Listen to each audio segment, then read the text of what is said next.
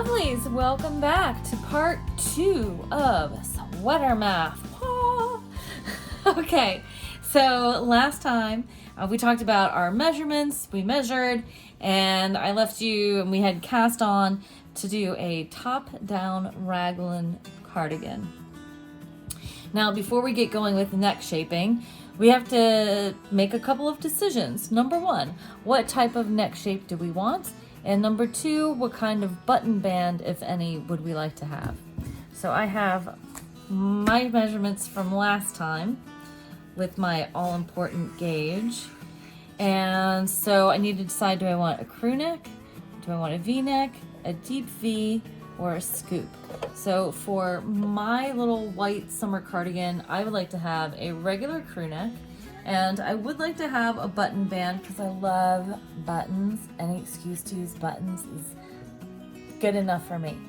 So, and I think I want to use smaller buttons because, you know, this is sort of white, maybe little petite buttons. So I think I want to keep my button band at 1 inch. Ha! More diagrams. So this is the schematic of how the knitting is going to go. This space here in the front that's labeled BB is for button band.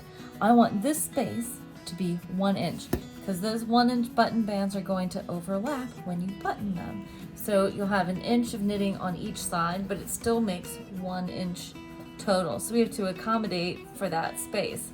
So I have this handy dandy equation here. My button band will be 1 inch. I multiply 1 inch by my gauge, which is 5.5 stitches per inch. This is going to give me the number of stitches for my button band, or for the space of the button band, which will be 6 because you can't really have half of a stitch. So I've taken my 5.5 stitches and rounded it up to 6 stitches for this 1 inch space here. So on the rest of my cardigan diagram here, we have, this is the back between this marker and this marker. So that's here. This is the back. This here is my right sleeve because my right arm is going to go into it.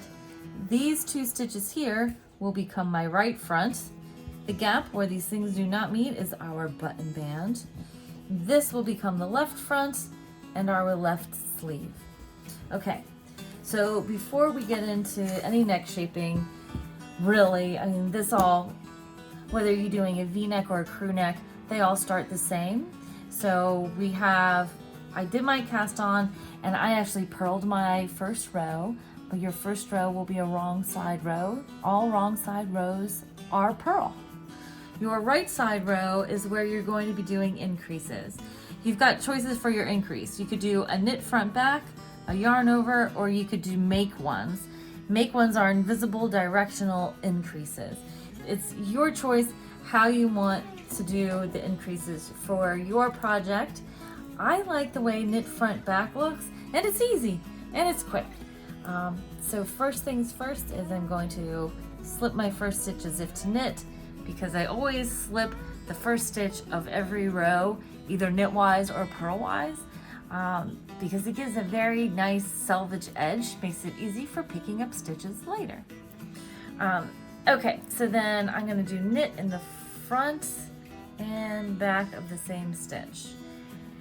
And for my increase row, my knit front backs are going to be on either side of my stitch marker. We're going to do this all the way across the row. If you opt to do a make one or a yarn over, you will follow basically the same direction, where you knit to 1 stitch before the marker and then you make your increase. So 1 stitch before the marker, we could do a yarn over and then go ahead and knit, or you could do a make one. If you're going to do a make one left before the marker, that's picking up the bar between the 2 stitches front to back, knit into the short leg in the back. So if you do a make one left on this side of the marker, we're going to knit 1, slip our marker, and then on the other side of the marker, we will bookend it with the make one right. See, I'm scooping up that bar from back to front and then knitting into the front leg of the stitch. and that's our make one right. If you're doing a yarn over, you would knit to 1 stitch before the marker, do a yarn over, knit 1, slip your marker, do a yarn over here where we did our make one, and then continue in that same pattern all the way across your row. So you knit to 1 stitch before the marker, make your increase, slip the marker, well, make your increase and knit 1, or just make your increase, slip the marker, do your increase here, knit to 1 stitch before the marker, do your increase, slip the marker, do your increase, knit to the end. That's how you do this row 2. So we're going to do row 2, and then row 3, you are going to purl all of your stitches. So I will see you back here at row 4.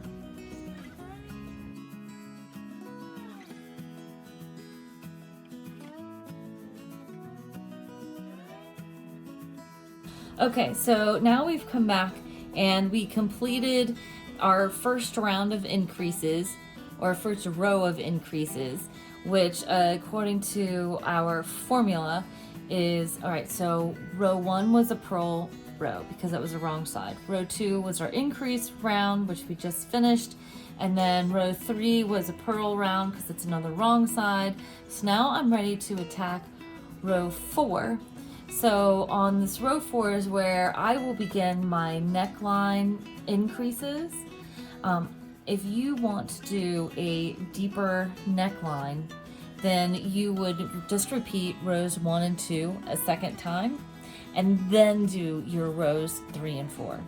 But we're gonna do rows 3 and 4 now because I want a regular crew neck.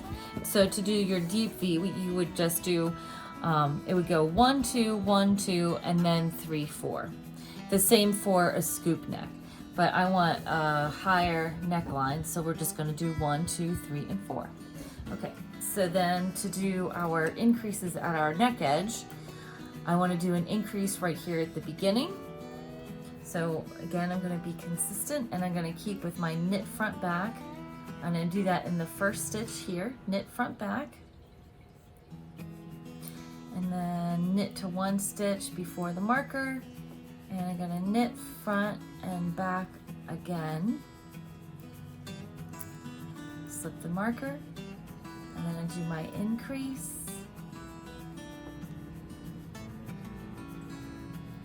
knit to 1 stitch before the marker,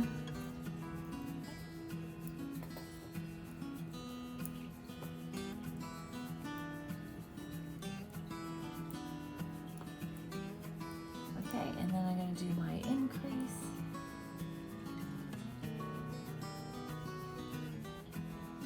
okay, and slip, and then do my increase again, and so on. And then when I get to the end of my row, again, we're going to, you always increase before and after each marker on your right side row, except for on your neck edge row, where you increase before and after each stitch marker, but also you begin at the beginning and end of your row. So we began with our increase, and we are going to end, knit until you have 2 stitches before the end of your row. I'm going to do my knit front back in the second to last stitch, and then I'm just going to plain knit my very last stitch. If you were doing a make one or a yarn over, you would knit to 1 stitch before the end of your row, and you would do your yarn over or make one your yarn over or make one before your last stitch, and then you would knit your last stitch. And then of course you're back to row 1, which is purl, and then 2 is a regular increase, 3 is a purl, and then 4 is your neckline increase row. So I will repeat rows 1, 2, 3, and 4 until my sweater measures 2 inches from my neck edge. If you want to be very precise about it, you can and count your rows. You're welcome to do so. You have your row gauge, which is 7 rows per inch for me. So then I would just do 14 rows total. So we will see you back here when we've got 2 inches from our neck edge, and then we can talk about how to turn your V-neck into a crew neck.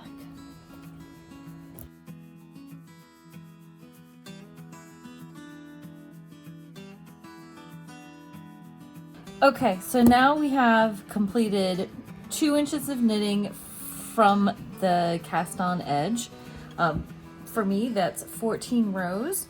And this is good because I want to start my curve shaping for my crew neck 6 rows before my desired neck depth. My desired neck depth happens to be 3 inches, and it is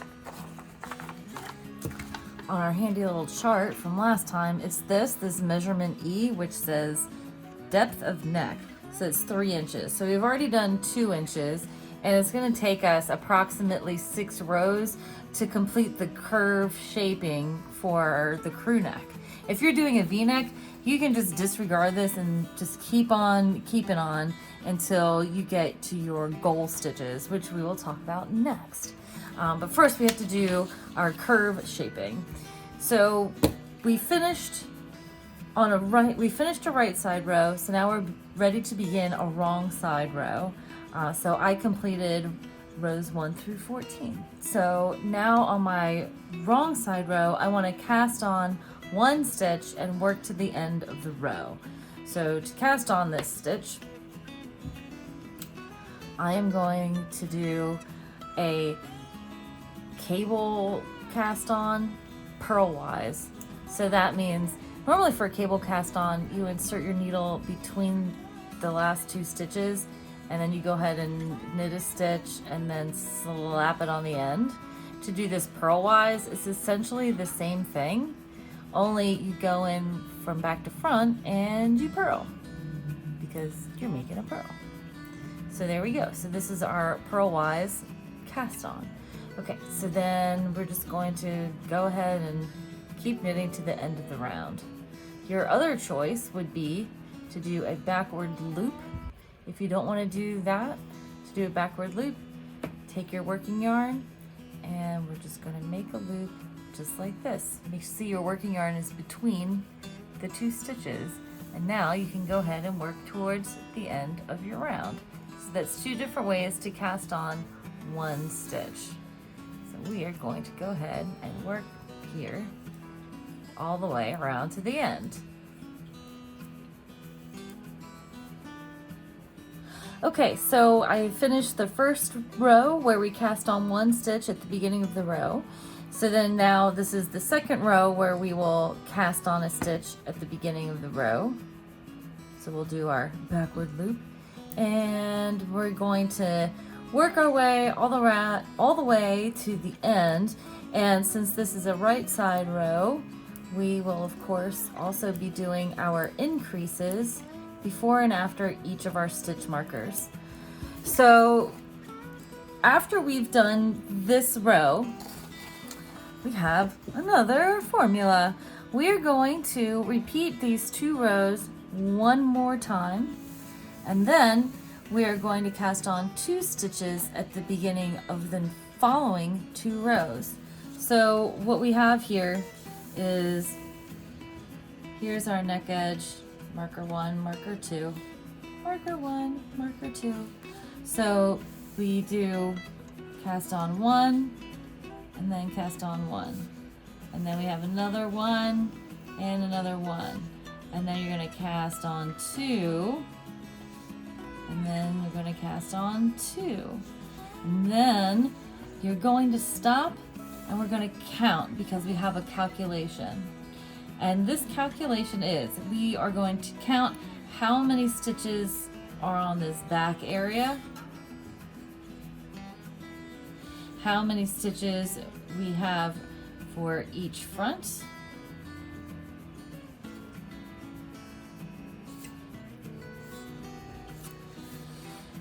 okay, and we're going to subtract the number of stitches that we're putting on hold for our button band. Okay, so then we'll see you after we are done casting all these stitches and we're ready to do some calculations. So for our calculation, we have the back minus both fronts at the neckline, and then we're also going to subtract the number of stitches for the button band, and that's going to be how many stitches we have to cast on again to finish our neckline curve. We're going to divide that number by 2 so we know exactly how many stitches to cast on at the beginning of the following 2 rows, and that will be the end of casting on stitches, and then we can just focus on working to our armpit. Okay, so we'll see you in a moment. A moment for you, a little longer for us.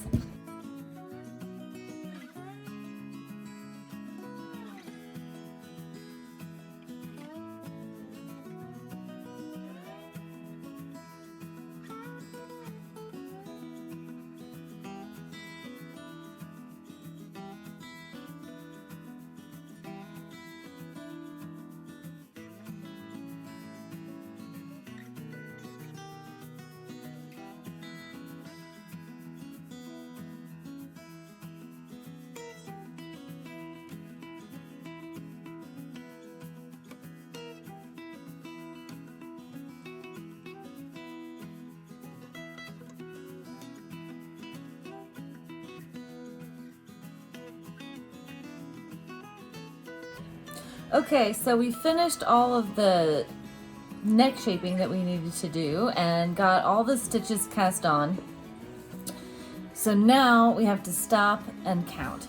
So we have to count the back stitches and we have to count the front and subtract the front from the back, because we have to figure out how many stitches are missing here in our gap so we can determine how many more stitches need to be cast on.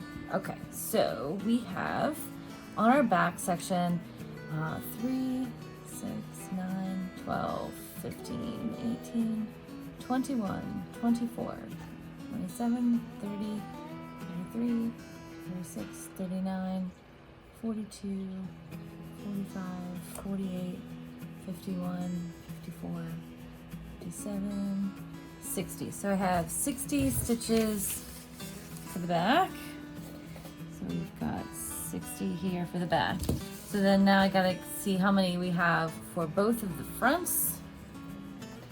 So on one side, by the way, if perchance you missed like an increase in any of the earlier part of the knitting, like now is a great time to make up those stitches. You can just go ahead and add them in when we do our last couple rounds of cast-ons, and then you can get the number that you're supposed to have. So here we go. So it's 3, 6, 9, 12, 15, 18. I got 19 on one side, and then I have 3, 6, 9, 12, 15, 18, 19 on the other. Okay, so then 19 and 19. So if it was 20 and 20, that would be 40 minus 2, so that's 38. So 60 minus 38 is what? 22. So there's 22 stitches missing at our neckline. And now we have to subtract the number of stitches from our button band. So minus 6, so we've got, because our button band stitches were 6, because we're doing a 1-inch button band, so 22 minus 6 is 16. So I need to cast on a total of 16 stitches, which divided by 2 is 8. So in the next 2 rounds, I'm going to cast on 8 stitches at the beginning of the next round, and then 8 more stitches at the beginning of the following round. And then I will continue on until I get to the armpit. So, after we have done this, then it's time for knitting your body. If you're doing a V-neck, you want to keep repeating rows 1 through 4 or 1 through 6, depending on how deep you want your V-neck to be. And you will stop when you reach your goal stitches in one of the areas of your sweater. The areas being the back, the sleeves, and the 2 front panels. So how do we figure out our goal stitches?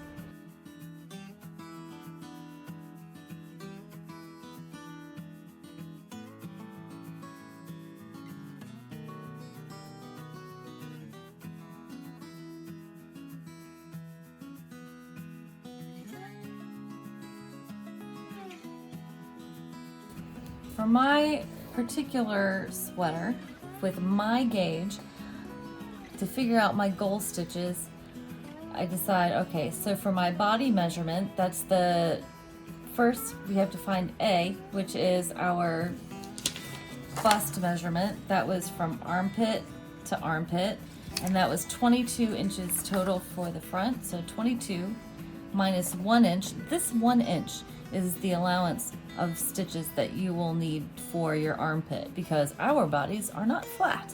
So when we join our body together, after we separate the sleeves, we're going to cast on 1 inch's worth of stitches for each armpit. So 22 minus 1 inch is going to be 21 inches. Multiply that by our gauge, which is 5.5 stitches per inch, and the goal for our back stitches is 115.5 stitches. Since we can't make half a stitch, we round up to 116. So we want to have 116 stitches in our back. So then that means that for our front, we want to have 116 stitches total for our front, including the 6 stitches for our gap. So if we subtract those 6 stitches, then that's 110 total for our fronts. So then each front section should have 55 stitches.